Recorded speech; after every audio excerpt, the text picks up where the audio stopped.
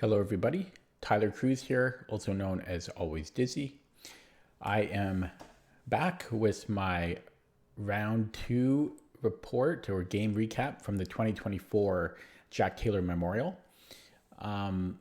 In Just as a quick reminder, in round one, well, maybe I won't say it because if for some reason you're watching this video before you saw round one, you should probably watch round one first. So my round two opponent was, and I don't know how to pronounce his last name, and I was going to ask him before our round started, but I forgot. So if I mispronounce your name, Peter, I'm sorry. I'm not sure if it's like Mingrone, Mingrone, Mingrone, Peter Mingrone. I don't know. It might be Mingrone, but I always think it's just like Mingrone. But yeah, I'm sorry if I butchered your name. Let me know next time in person. So, yeah. So Peter is a strong player. In fact, and I'm going to be reading my notes on this screen over here. So he's a strong player from Victoria, BC, on the island, on Vancouver Island, and he's been doing quite well over the past couple, like 2 or 3 years. His rating has been climbing a lot, and he actually won the last three rapid tournaments that were held in Victoria. He was a champion of the last three tournaments. He's often seated near me because we're often in the same section, and we tend to have close to a similar score in a lot of the tournaments. So he's usually within like a couple seats of me. So I always see him around, and I saw a lot of him during the pandemic. So I'm used to seeing him with a mask on. And I remember one time when I was playing a very, very long game against Paul LeBlanc, and I remember that he was sitting adjacent, opposite me, next to my opponent, and I don't know why, but he watched the game. He watched my game because his game finished a long time ago, and he just sat there watching my game against Paul, which I don't know why he was doing that. Like why he wasn't resting, but maybe he found it interesting. So yeah, so I'm used to seeing Peter around, but I've never played him before. This was the first time that I was paired up against him, and to be honest, I was kind of looking forward to it. Most of the time, I don't really like to play most people. I know that sounds weird, but I don't really look forward to playing most people unless I have a specific reason. But Peter, I was kind of looking forward to playing him, partly just because I've never played him before, and we're always seated close to one another. And I don't know, and partly because he doesn't seem annoying. And what I mean by that is there's a lot of players that kind of annoy me. They got little ticks or movements, or they do things that annoy me. I'm very easily annoyed, and Peter is just very quiet, sits at the board, doesn't get up much. Not that I care if people get up, but he's just quiet, doesn't make noise, and yeah. So what are my notes here? Okay. So one interesting thing about Peter is that I'm often looking at his games because he's near me, and I've noticed that he tends to get some pretty crazy positions. Not just aggressive, but he's often aggressive, but more so he's just not scared to play uncomfortable positions, because I see them in a lot of his games. Often his pawns are in front of his king. He'll get chaotic positions. And I remember in one game that he actually made his opponent literally go wide-eyed in the opening, because I believe Peter was white, and this is what happened on the board. And then Peter played knight a3 on move 2. And he was playing Gavin McPhee in round 6 of the 2023 BC Open, and you might be surprised that I remember all this stuff, but I keep tabs on everybody, and actually, maybe I shouldn't say this, but when I saw this, and then I went home after the tournament was done, I actually did a little bit of research into this because I'm like, well, one day I might play against Peter and I might be black and he might play this against me. And so I did I didn't do any deep prep against it, but I just wanted to look into it. And as I had kind of assumed, black can basically play anything against knight a3, but you just have to respect it. The knight will often go to c2 to help control d4. It can go to c4 as well. And I think it's really just meant to get people out of book and be a bit of a shock factor. Just reading my notes here. Yeah, so that's what I wanted to say. And then I'm just going to, I'm going to put Peter's photo up here. I don't think he would mind, considering that there was a article in the paper about him, and that's where I'm getting the photo from. So it's public, so it should be okay. Here we go. So this is Peter. There's an article written about him there. And yeah, I mean, he kind of a quiet but nice guy. Yeah, I always see him around the tournaments. So a college student, I think. So I think he's 24 now. Okay, so that was my opponent. Okay, so let's take a look at the game. So this was round 2. This was day 2, and yeah, I was feeling fairly good because I had the win in the first game, the first round, and I was hoping to beat Peter or even draw him because his CFC rating was a lot higher than mine, 300 points higher, but we were rated about the same FIDE. I just realized I didn't update my FIDE in there. So do I have time to do that now? I will do it now if you don't mind.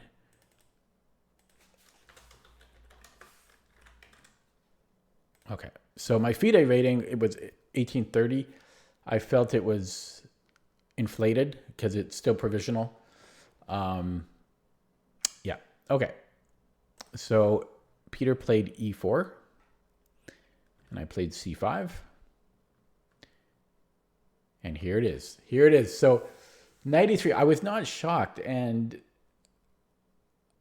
it's good that I wasn't shocked, and it's good that I saw this before. Had I not seen it before, it wouldn't have been a huge issue because I don't know, this type of thing doesn't really bother me or get me all worked up. It's just I understand why such moves are being played.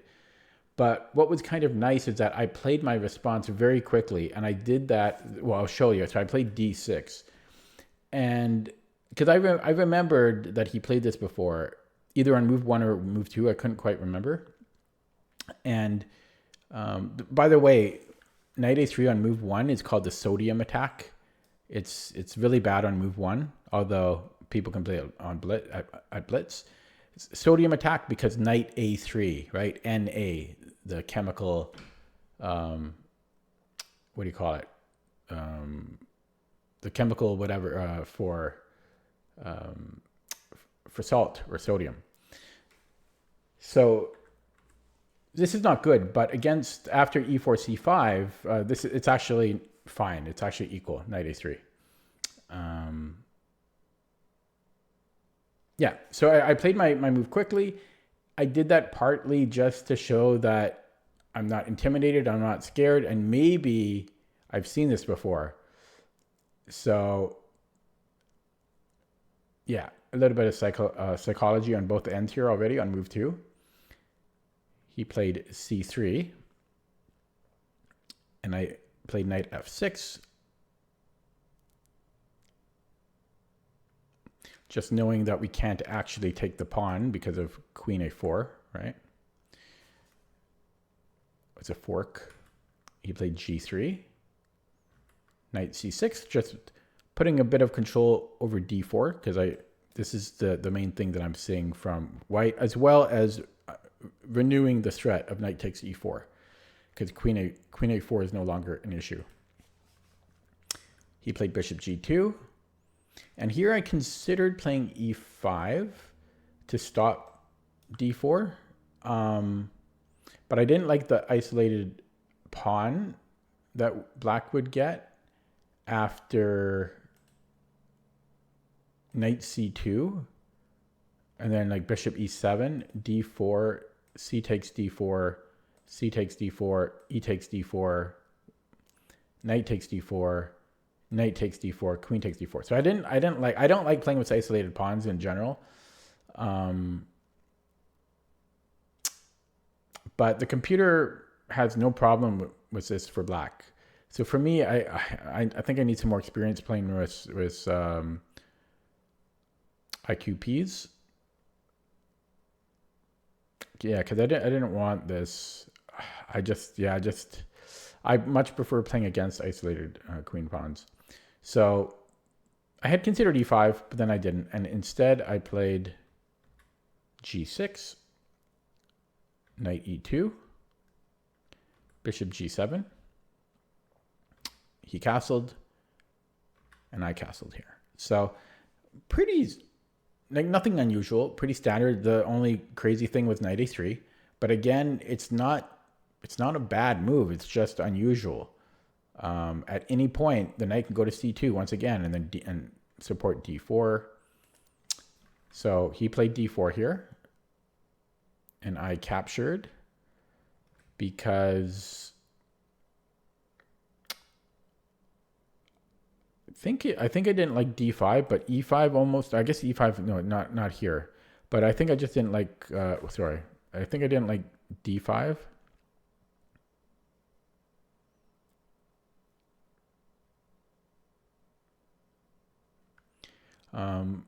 But what did give me a bit of pause here to decide if I wanted to take the pawn or not is because I didn't like the fact that I'm actually no, it didn't really matter. I was going to say I don't like the fact that he's trading the non-central pawn for a central pawn, but so am I. We're just trading the c pawns here. So yeah, so I took he recaptured with the c pawn, and I played bishop d7.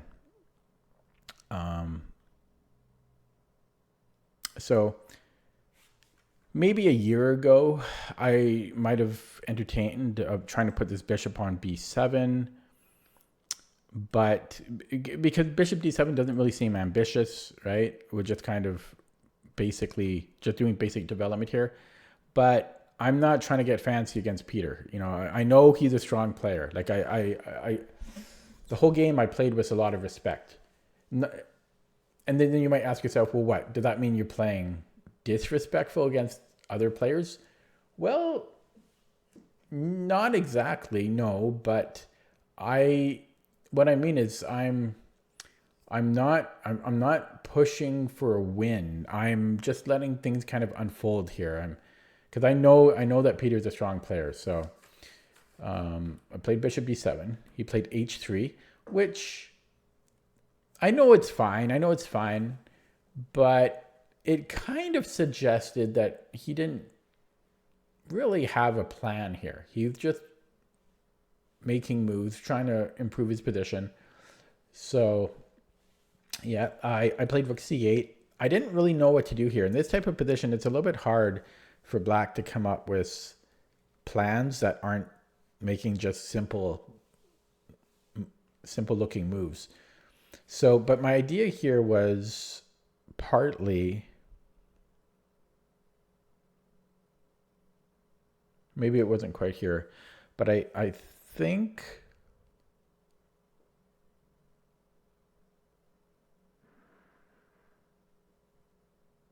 oh, sorry, I just heard a noise in my apartment, but I just, it was the ice cubes dropping in the freezer. So it kind of freaked me out.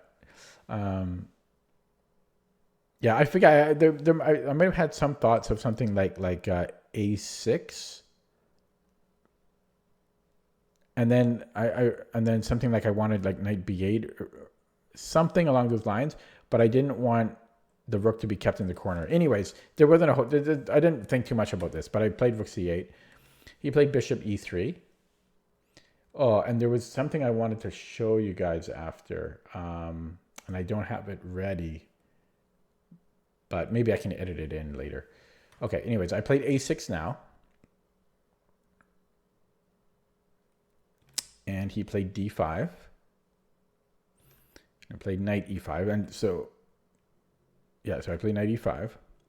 And before I did it, I had to be kind of careful because when I'm playing knight e5, I'm basically committing, I am committing the knight to then go to c4 if white plays f4, right? So I had to calculate here if the knight goes to c4 and the knight takes c4, rook takes c4, queen b3, and there's a fork on my pawn and the rook, but then I have b5. Right? If you can follow that. So I played knight e5, he played knight d4, and then I played knight c4 on my own. And again, same thing. I had to make sure that this was fine because of queen b3, but we have b5 there. He did take, I'd be captured, and he played queen d3 instead. And I brought the rook back because if I tried to,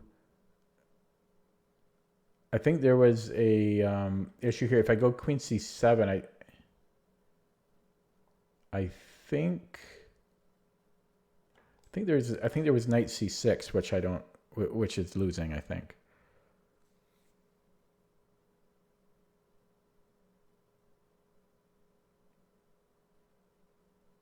Maybe not, because maybe I could take with the bishop, but then I'm also giving up.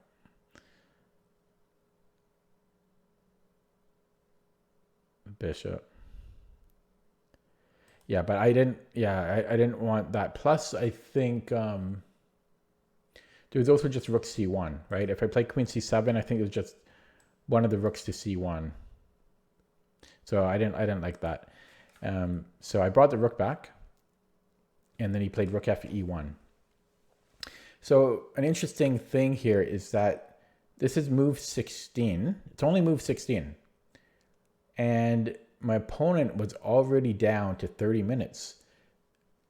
I mean, that's actually pretty crazy if you think about it, right? Because my opponent is young, right?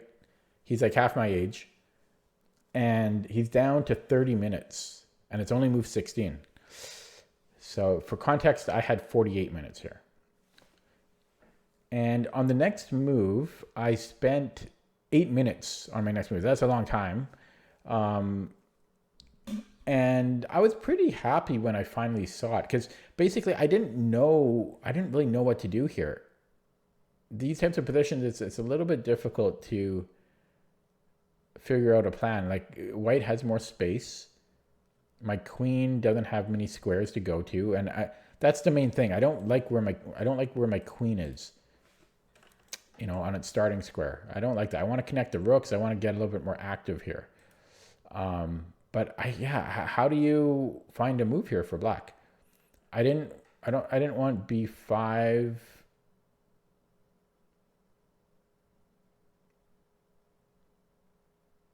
Actually, looking at it now, I can't remember why, because b5 actually looks fine. I think I might not have liked a4. No, a4. Yeah, because in a4 you could take on a6. It seems kind of weak, especially when I have not much room here. So it's hard to find a move. And the engine actually says that, I don't have the engine on when I'm doing these recaps, but I'm reading my notes. So the engine said that any move here would have been fine for black. So I might have overthought things a little bit, but I also wanted to keep control over the C file.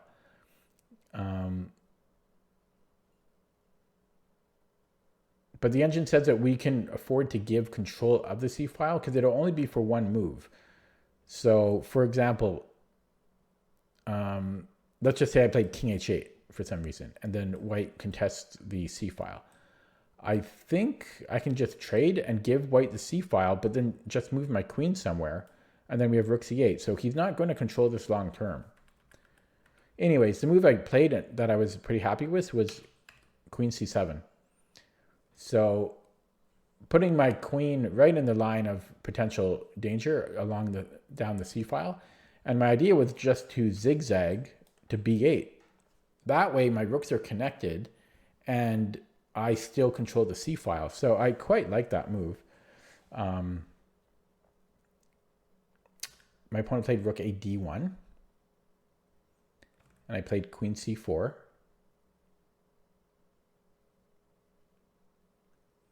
And then Peter played queen b1.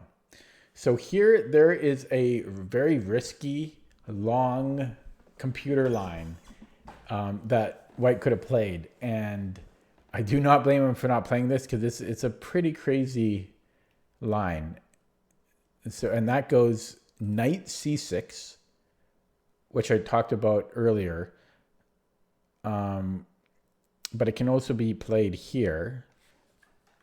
And then black only has one move, which is to trade queens, right? Because if we take the knight, he just takes our queen.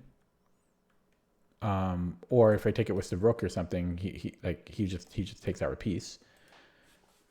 So takes, and then White gets this intermezzo, king h8, rook takes d3, rook ce8. And then, so black traps the knight, but White is still fine here. It's still slightly better after bishop f4, threatening the d6 pawn, so that if black takes, there's a skewer on the rooks, and White wins an important pawn.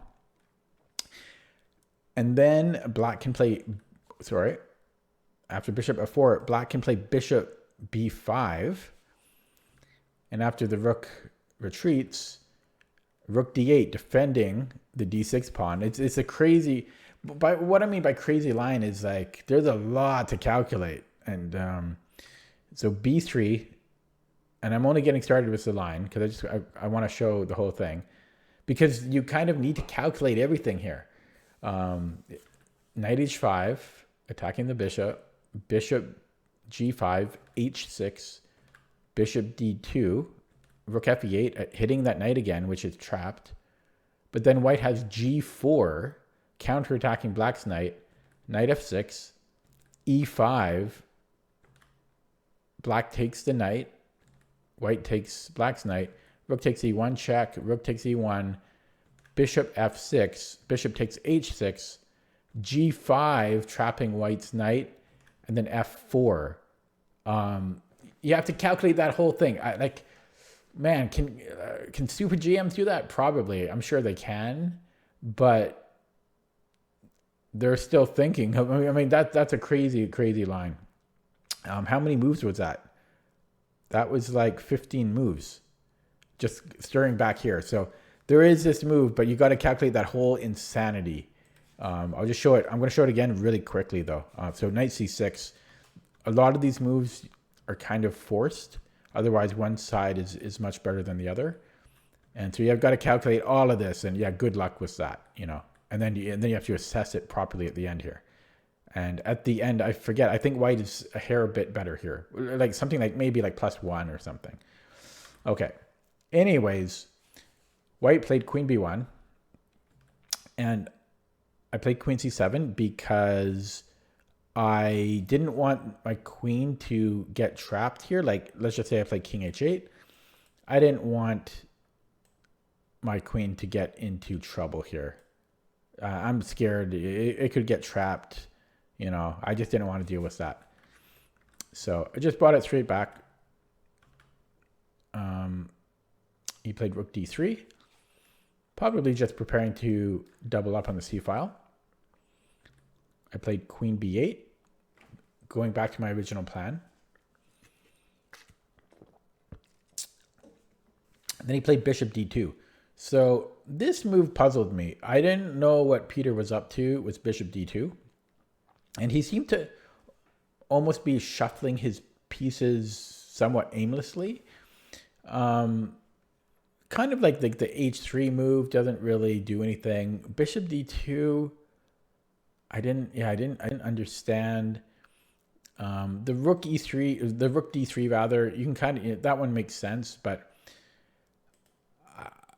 I'm curious if he was purposely making non-moves, just kind of waiting for me to make a mistake. And I think confident players and strong players will do that because he doesn't like why he doesn't have to prove anything if I end up making a mistake. At this point, Peter was down to 19 minutes, and DGT NA clocks, the North American versions of the DGT clocks, when you get to the 20-minute mark, like before, like longer than 20 minutes and longer, they only show the minutes.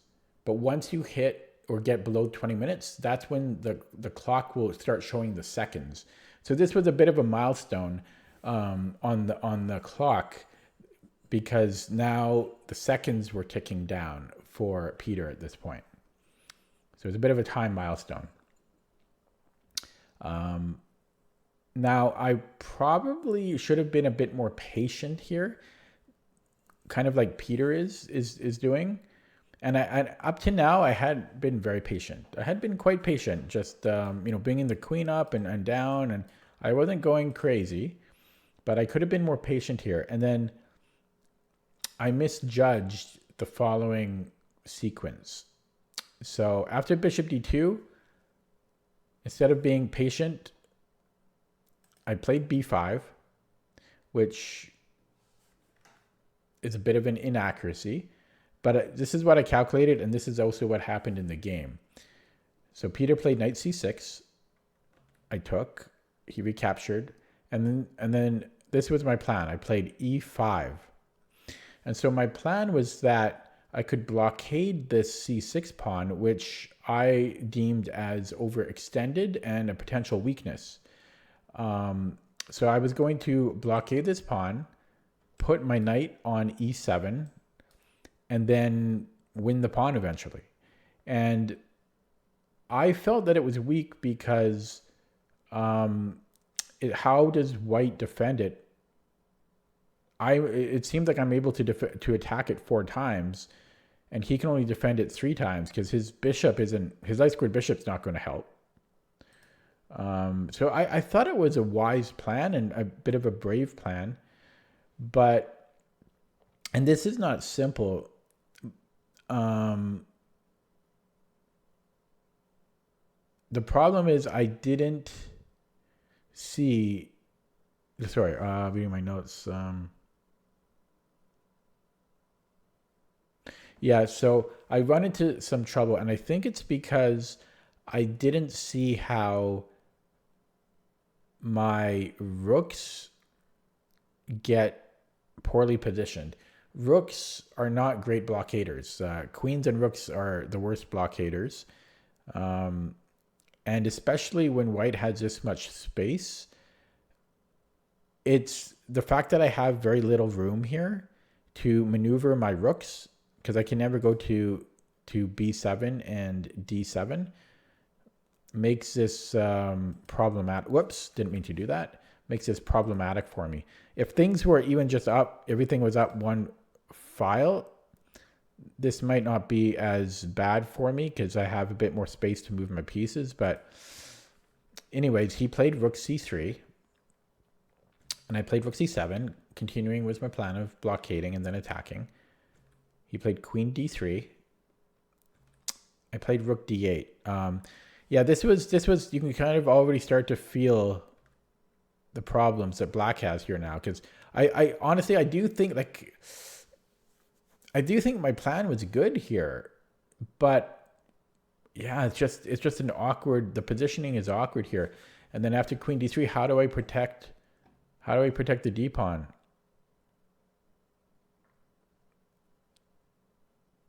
I played rook d8. He played rook c2, which I very nearly fell for this. Bishop a5 is the threat. I was wondering why he played rook c2, but then I just kept asking myself, why did he play rook c2? Like, why? That makes no sense. And then I finally saw, okay, bishop a5. I should have seen that immediately, but I almost fell for that. So I played queen b6. I didn't really see a better way to defend against it. He played rook ec1. And then I didn't like queen a3 here. Queen a3 scared me because that renews the threat of bishop a5. So I played a5, preventing that threat. And he played bishop e3. And you can start to really see how in just a few moves, white has completely changed the texture of this position here. I played queen b8, and then he played a3.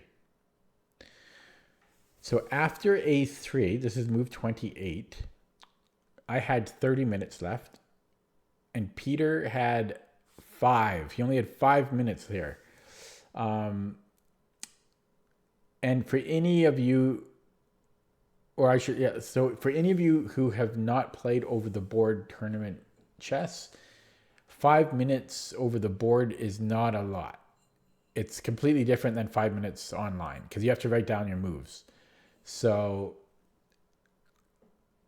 yeah, it's more like having, I don't know, it's like having maybe 1 or 2 minutes on your clock online. So he did not have much time here.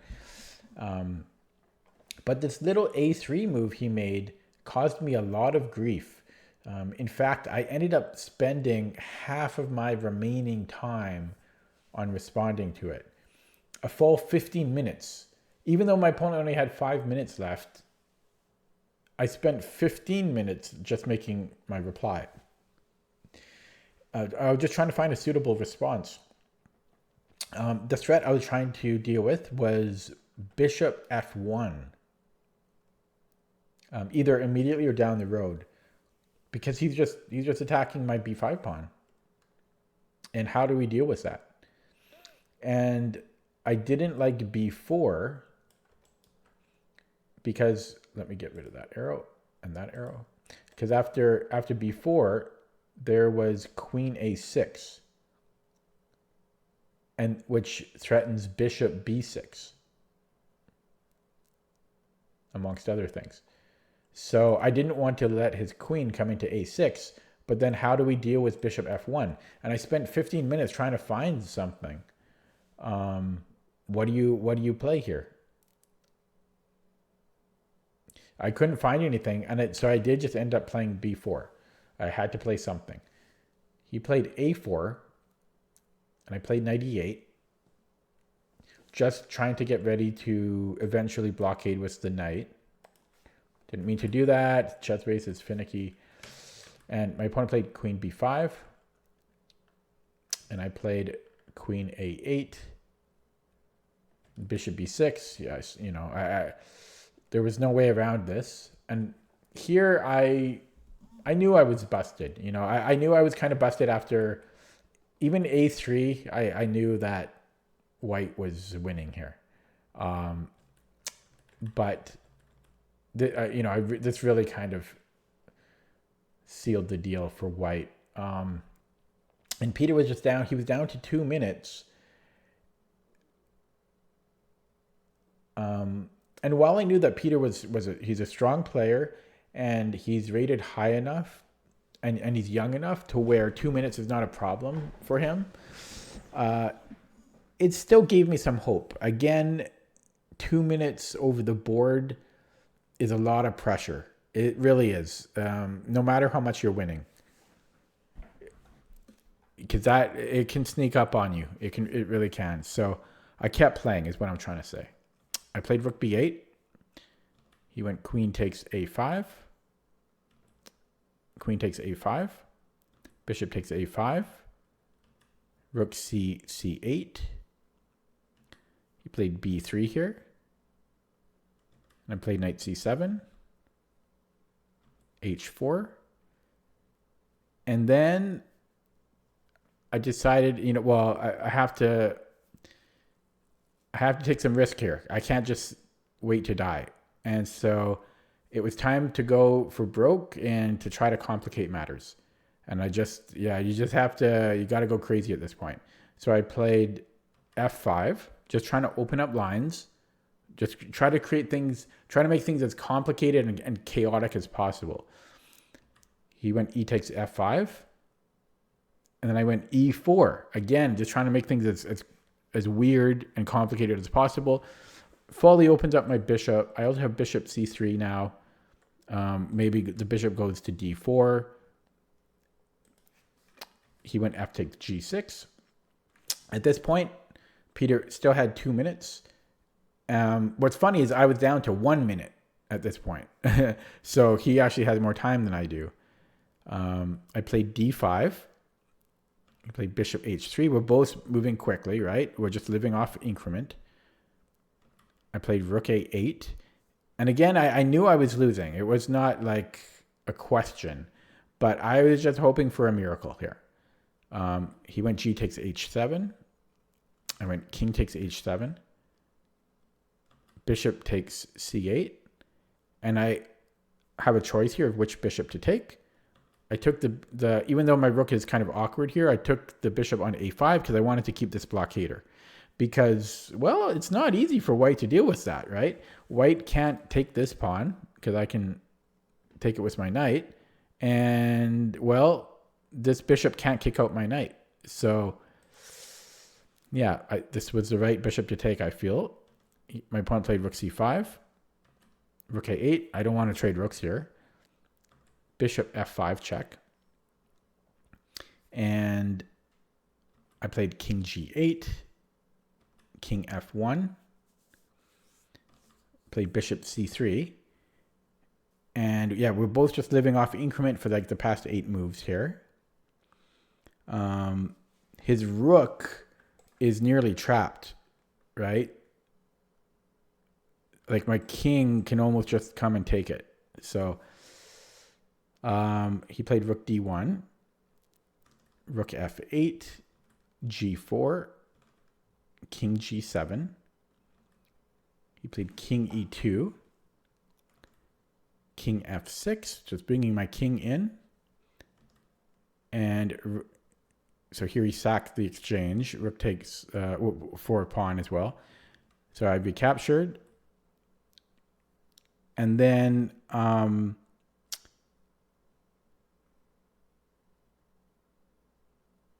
yeah. So here, this was, I guess I didn't, my notes don't say that, but here I resigned. I'm just looking at it now. Like, I wonder if it was worth playing another couple moves, but I don't think so. I mean, he's just going to put the rook behind his c pawn. He's got a million pawns here. It was time to resign at this point. So this was a nearly 4-hour game. So I was pretty tired at the end of this game. This was 48 moves, and we went down as far as our clock could go. And I'm going to show something here. Just let me get it ready. I might edit the video to put it in here. Okay, you can kind of see there. So yeah, so that's the graph. I mean, come on. Look at that. He was white. He played a fantastic game. No inaccuracies. And yeah. So he just outplayed me. And you can't get upset about losing a game like that. And I wasn't upset. I normally, most games that you lose, you're not happy. But I didn't really mind the loss that much. Obviously, I would prefer to have drawn or won, but he just outplayed me, and he deserved the win. So I really did not mind it. And I think I made him work for it. It was a 4-hour game, close to a 4-hour game. So I think I made him put in the work to win. So the lesson of this game really was, is when I made the b5 move coming up here. I could have just been more patient. I didn't like, because he had more room here. Oh, sorry. Just realized I'm blocking that. Sorry. So here, it was really the b5 move. Come on, the b5 move. I could have just been more patient here, but White had more room, and I thought that he could just keep improving his position, but the problem is b5 is just it's hard because I think my heart was in the right place. Like, I think I had a good plan of feeling that White's pawn was overextended, and I had a whole plan to play like king h8, put the knight on e7, blockade it, and then attack it. And I didn't think White could defend it very well. But what I didn't factor in, what I didn't add to the weighing in that assessment, is how I had not very much room, and also that rooks are not great blockaders, especially when there's minor pieces on the board. And there were just too many ways for White to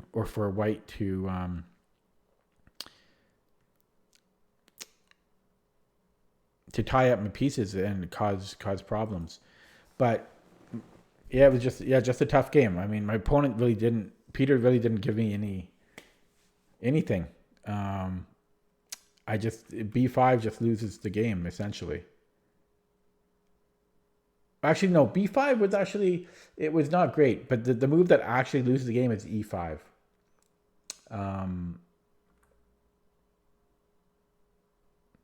I don't have it in my notes here. I am going to put on the engine for a second, but I think it was actually e5 that caused the biggest eval difference. So if I don't play e5, no, never mind. No, White's just still winning here. So it was the b5.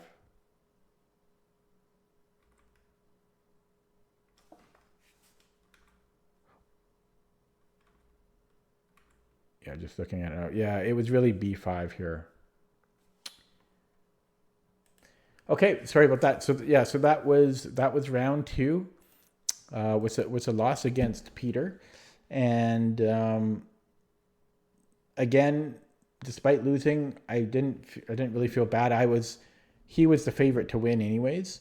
Yeah, okay. So I will be back with round 3 in 2 or 3 days from now. So stay tuned for that. Hopefully you enjoyed this one. If you haven't subbed to my channel yet and you enjoyed the video, please feel free to subscribe. And yeah, I'll see you next time. Thanks for watching.